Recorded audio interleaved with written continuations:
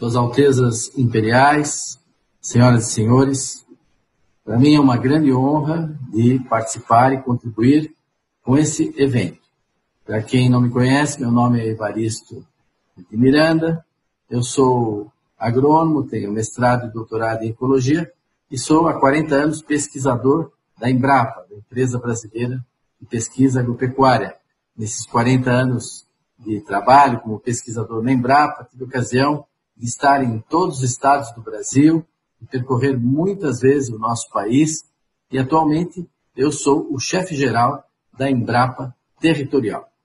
Como viram no título inicial da nossa palestra, nós vamos apresentar o Brasil sob um duplo aspecto. É um país que, ao mesmo tempo, é uma potência agropecuária, em termos de produção agrícola, um posicionamento que só cresce todos os anos, um setor extremamente dinâmico e vigoroso da nossa economia. E, por outro lado, o Brasil também é uma potência ambiental, porque não tem país do mundo que preserve um patrimônio ambiental, florestal, tão grande como faz o Brasil e fazem também os seus agricultores. Para fazer essa apresentação, eu vou recorrer a alguns slides que nos ajudam a ilustrar esse propósito. O Brasil é mesmo uma potência agrícola e ambiental, não é? Ele, se nós considerarmos o país como um todo, ele, em primeiro lugar, protege. Ele tem áreas protegidas. O que são áreas protegidas? Áreas protegidas são unidades de conservação, parques nacionais, parques estaduais e também estações ecológicas, etc. Além disso, o Brasil tem também terras indígenas. Ele tem um grande número de terras indígenas, cerca de 600 terras indígenas, e a ONU considera no mundo inteiro como áreas protegidas no país o conjunto das terras de populações tradicionais, no nosso caso os índios, e áreas protegidas em parques nacionais. Hoje, nós temos um conjunto de quase 2.500 áreas protegidas no Brasil, os senhores podem ver mapeado aí nesse slide, e isso representa 30% do território nacional. Então, o Brasil protege 30% do seu território nacional. Eu fiz uma comparação entre o que o Brasil protege e que os países grandes protegem. Não tem tantos países grandes no mundo, nós só temos cerca de 10 países no mundo que têm mais de 2 milhões de quilômetros quadrados. Ora, esses dados da proteção ao meio ambiente, eles estão disponíveis num arquivo, numa base de dados da ONU, não é? E quando a gente olha e faz o cálculo, constatamos que os países grandes, como a Austrália, Estados Unidos, a Argentina, a Rússia, eles protegem, em média, 10% do seu território. E nós protegemos 30%. Ou seja, o Brasil tem, em áreas protegidas, quer dizer, áreas que ninguém pode ir lá instalar uma usina de cana-de-açúcar, construir uma cidade, plantar soja, não, isso é proibido. Quer dizer, nessas áreas, nós temos 30% do território nacional, 3 vezes mais do que esses países. Poderíamos até discutir se é muito ou é pouco. Agora, o que é indiscutível é que é uma má vontade, né, e talvez algo muito infeliz, né, o Brasil ser criticado dizendo que ele não protege o seu território. Ora, nós protegemos 3 vezes mais que esses países. E, além disso, existe um qualitativo nessa proteção ambiental. E nós temos os mapas dessas áreas protegidas do mundo inteiro. O que é que esses países protegem? Bem, os Estados Unidos protege o deserto de Sonora, o deserto de Mojave, ele protege o norte do Alasca. Não é? Se olharmos a Argélia aqui na África, o que a Argélia protege? Ela protege 7,5% do seu território. Mas é uma única área protegida que fica no coração do Saara. Então é um lugar que não tem potencial nenhum. Não é? Ninguém vai invadir esse parque, acho que nem precisa nem de vigilância. Fica no deserto do Teneré. Essa é a área protegida da Argélia. A China protege o quê? O deserto da China. Né? A Austrália, o deserto da Austrália, o deserto central da Austrália. Então o Brasil não. O Brasil, além de proteger grandes áreas, elas estão localizadas em locais que têm um grande potencial madeireiro, potencial agrícola, potencial de mineração.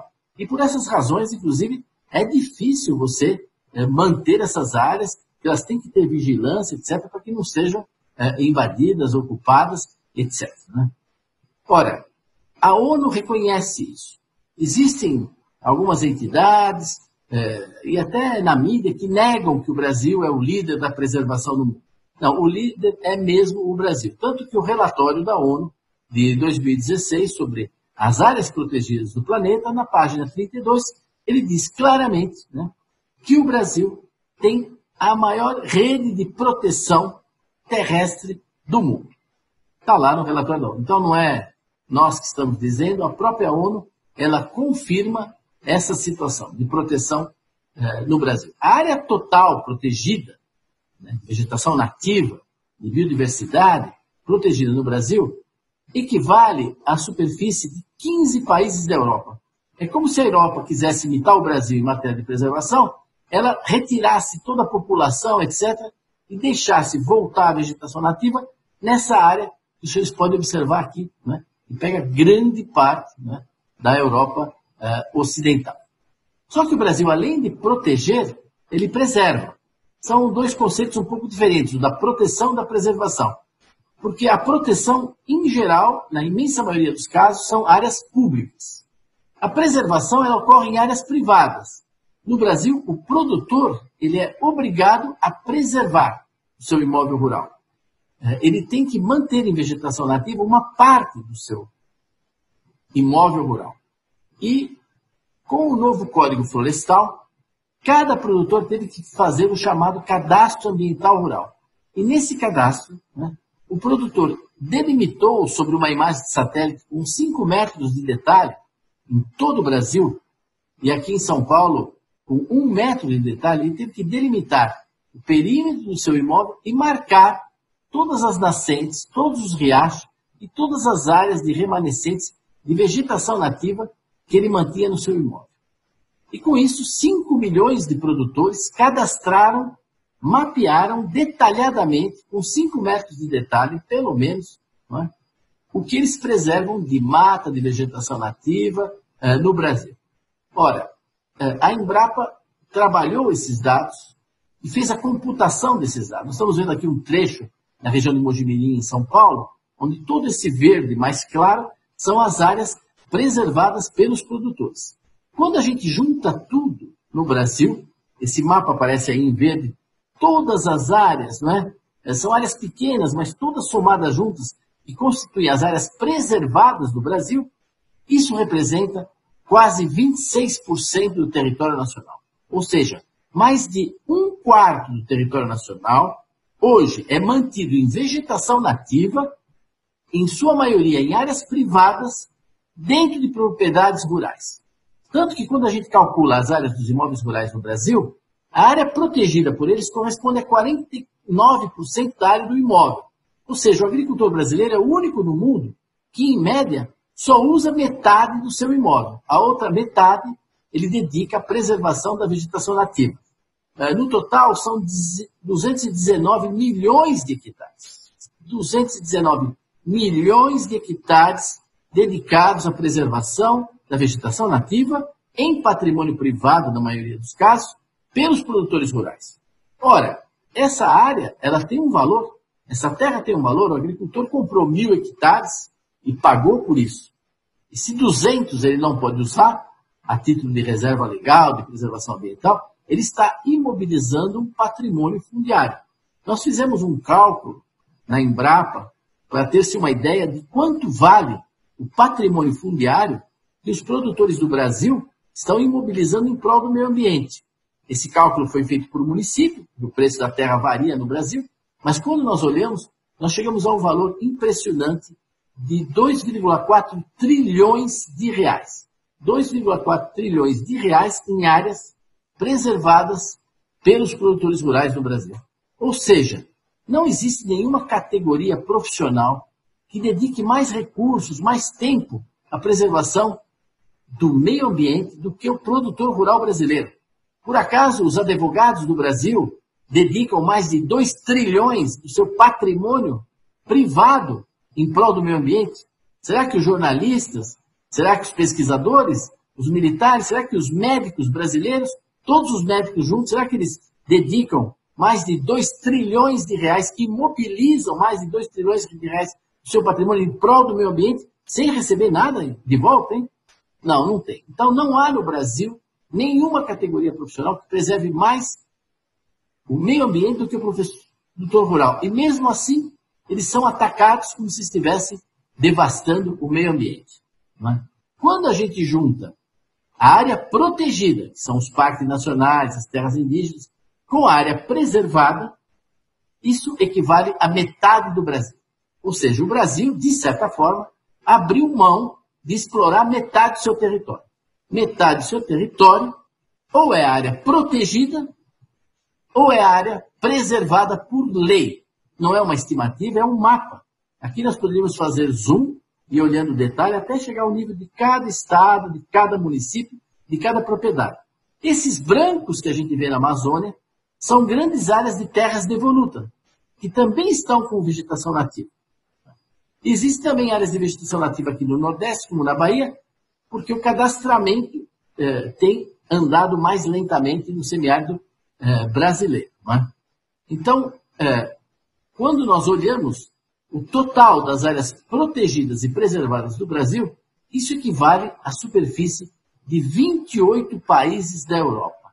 Esse é a área equivalente na Europa do que nós dedicamos no Brasil à preservação e à proteção da vegetação nativa.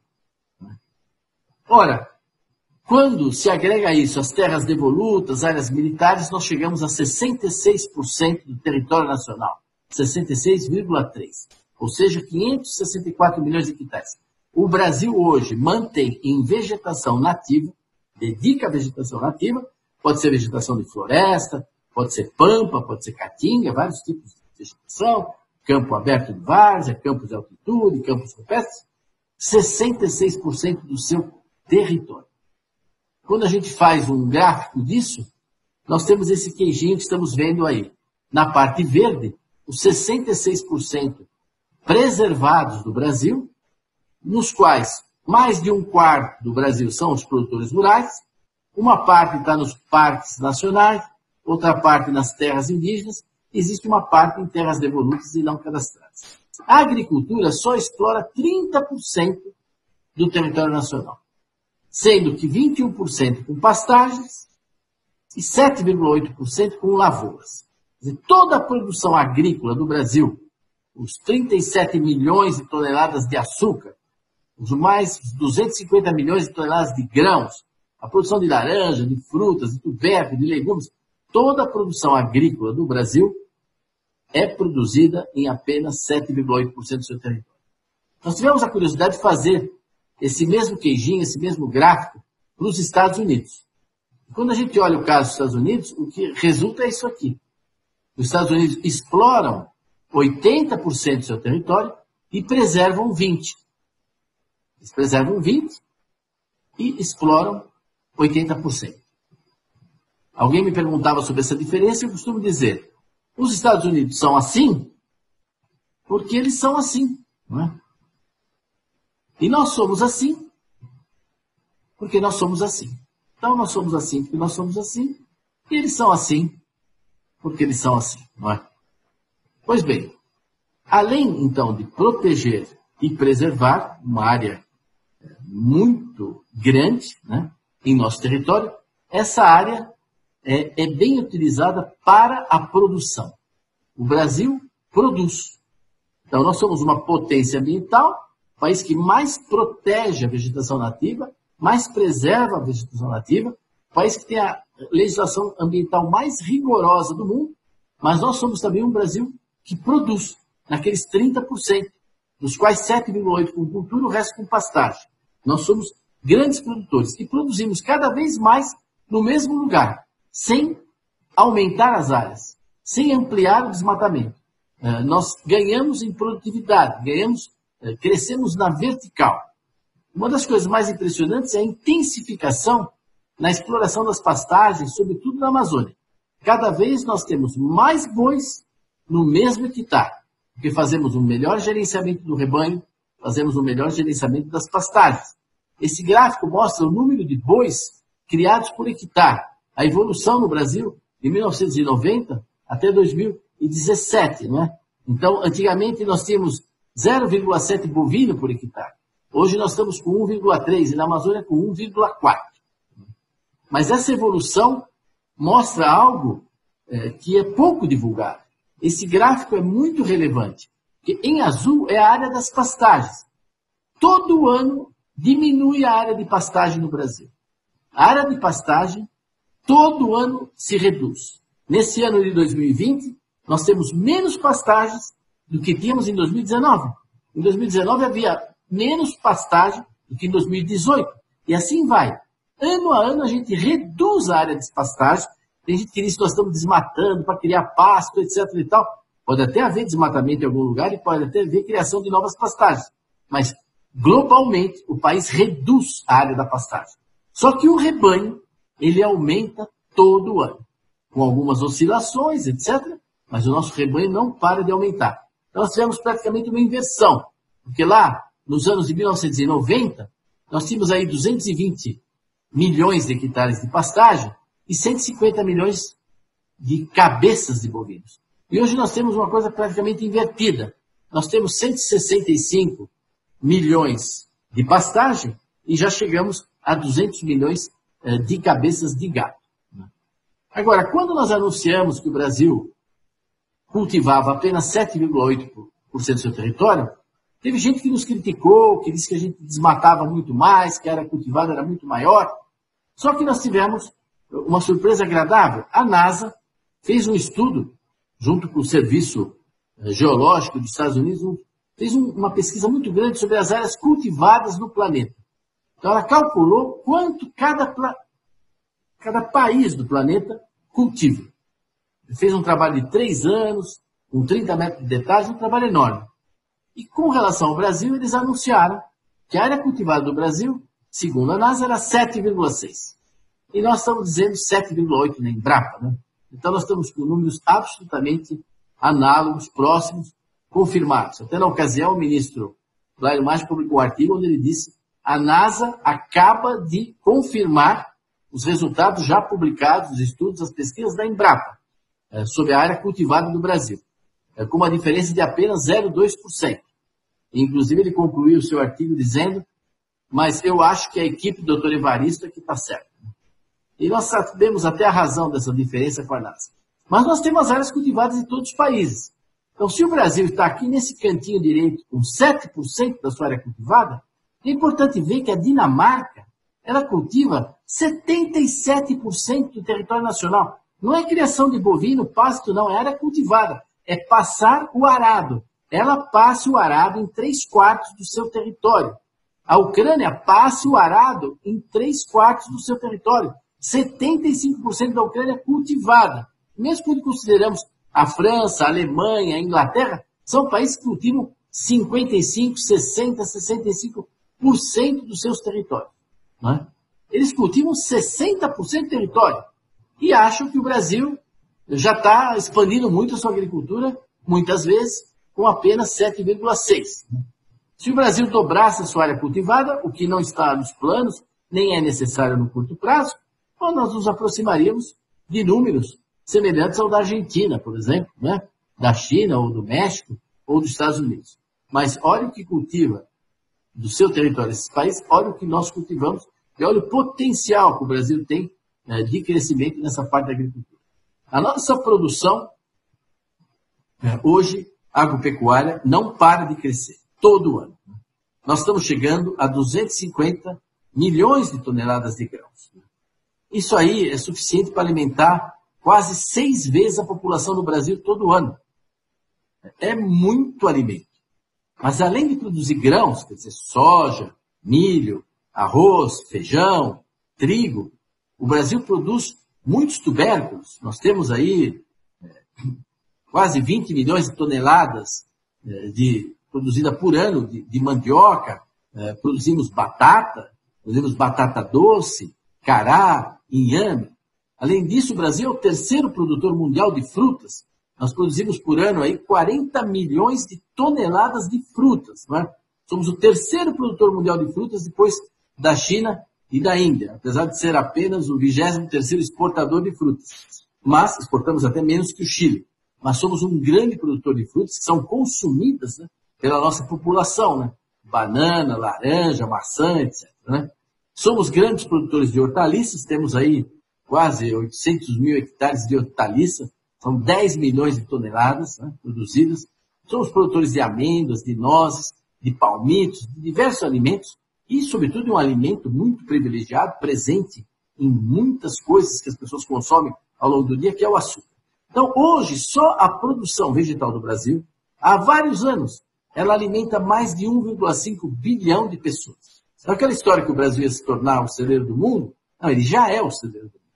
Ele é o celeiro do mundo não só porque ele produz bastante, mas porque ele produz barato, de forma competitiva. Quer dizer, o europeu lá na Europa não consegue competir com todo o subsídio, com tudo isso, com os produtos do Brasil, porque a gente utiliza muita tecnologia, muita inovação. Quer dizer, não tem setor na economia brasileira que tenha incorporado tanta inovação, tanta tecnologia, como o setor da agropecuária. Ele tem incorporado mais inovação, mais tecnologia do que todo o setor industrial, o setor de serviços.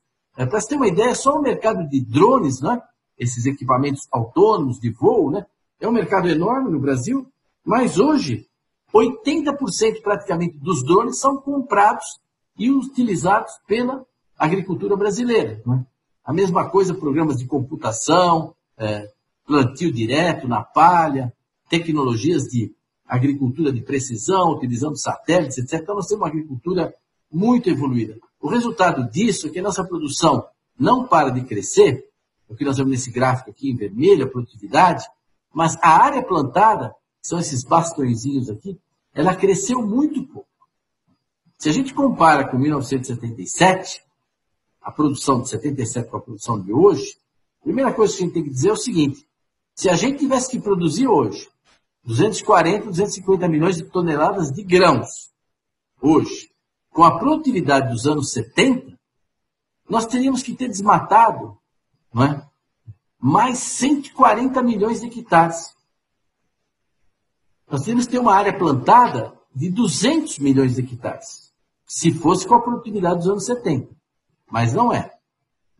Então nós já poupamos 140 milhões de hectares de floresta, já foram efetivamente poupados, porque não precisaram desmatar, porque a agricultura brasileira não cresce de forma horizontal, cresce de forma vertical. Ela poupa a terra cada vez mais. Né? E além da produção vegetal, o Brasil tem uma grande produção animal. Somos o primeiro produtor mundial de carne bovina, mas nós produzimos mais carne de frango do que carne bovina. Praticamente quase que o dobro de carne bovina nós produzimos de carne de frango. Somos grandes produtores de carne de suíno, produzimos aí 35 bilhões de litros de leite por ano, sem falar de toda a produção de energia na nossa agricultura, não é? Do etanol, do biodiesel, enfim, de tudo que é a produção de energia, de carvão, de lenha, de madeira. Nós estamos falando só do aspecto de alimento. Né? Então, hoje, a nossa agricultura é impressionante. Nós abatemos por ano cerca de 40 milhões de bovinos, né, de 40 milhões de suínos. Estamos abatendo mais de 6 bilhões de frangos por ano. E nada se perde nesse processamento dos animais. Hoje, toda a pena de frango, que antigamente era queimada, etc., ia para lixão, não. Hoje, toda a pena é processada quimicamente, vira proteína e é transformada em alimento para cães, gatos, etc. O mesmo acontece com as vísceras. No caso dos bovinos é a mesma coisa, né? 40 e poucos milhões de ovinos abatidos por ano, 4 patas, são mais de 60 milhões de cascos, pois todos esses cascos são reciclados, vão para a indústria de colágeno, nada se perde, né? A mesma coisa ocorre com a pele, é claro, dos bovinos, mas a parte das vísceras, dos ossos, também, em menos de 24 horas, é levada para as indústrias de reciclagem e são destinadas para a produção de alimentação animal. Não é? O sebo de boi serve na produção de biodiesel. 20% do biodiesel do Brasil é produzido com sebo de boi. Ou seja, a nossa agricultura ela está muito integrada hoje com a indústria. Tanto na montante, usando máquinas, adubos, defensivos, não é? Como na jusante, fornecendo matéria-prima para a indústria alimentar, para a indústria de tecidos, para a indústria química, para a indústria farmacêutica, etc. Então, a nossa agricultura continua avançando, crescendo, não só quantitativamente, mas de forma competitiva, porque ela utiliza a inovação, ela utiliza os recursos da tecnologia. Graças à Embrapa, à pesquisa agropecuária, todas as cadeias produtivas do Brasil, o café, o trigo, a piscicultura, a floricultura, pouco importa, a irrigação, tudo tem avançado, tudo tem ganho competitividade, como nessa frase aqui do Klaus Schwab, né, lá do Fórum Mundial, que diz que nesse novo mundo não é o peixe grande que come o peixe pequeno, é o peixe rápido que come o peixe lento. Então, a nossa agricultura tem que avançar, continuar avançando. Agora, essa competitividade da nossa agricultura gera muita reação lá fora, muito temor, né? E existe, além do jogo sujo em comércio, existe um jogo sujo que utiliza o meio ambiente como barreira, não é? Como uma barreira para a exportação brasileira, para atacar os nossos produtos. Então, o agronegócio brasileiro vive sob um fogo cerrado, que tem eco no Brasil de outras pessoas que também apoiam esse combate e que vende uma imagem muito negativa do agro brasileiro, como se ele estivesse devastando a Amazônia. Na Amazônia tem menos de 3% da produção agrícola do Brasil. E a produção da Amazônia se destina essencialmente a fornecer carne, leite, hortaliças, frutas, feijão, arroz, café para a população da Amazônia. São mais de 750 cidades na Amazônia. Nós temos quase 30 milhões de habitantes na Amazônia. E quem fornece alimentos, etc., para essa população da Amazônia é a agricultura local. São cerca de 1 milhão de produtores rurais na Amazônia. Imagina o custo logístico que seria levar comida daqui do sul para a Amazônia. O preço que isso custaria lá. Então, o Brasil não precisa expandir seu agronegócio para a Amazônia. Ela não participa disso, quer dizer, é insignificante a participação dela na exportação de soja, é nada na questão do açúcar, etc. Mas é necessário que haja uma agricultura na Amazônia para sustentar, abastecer a população. Um país tão grande, tão diversificado como é o Brasil, de tratar essa abundância de temas, não é? A produção de energia limpa pela agricultura, o quanto ela contribui para a qualidade do ar nas cidades, não é? Com etanol, teria muita coisa para dizer. Mas o fato é esse. O Brasil é hoje uma potência agrícola que cresce a cada ano, não só porque cresce a produção, mas porque cresce a produtividade, cresce a competitividade, usando a tecnologia mais moderna que existe em matéria de agricultura tropical. Esse é um destino do nosso país, um destino que foi visto desde o descobrimento, não é? E ao qual houve uma certa fidelidade de propósito, né, dos nossos governantes, da coroa portuguesa, né, do Império Brasileiro, né, e de instituições comprometidas com o país no longo prazo.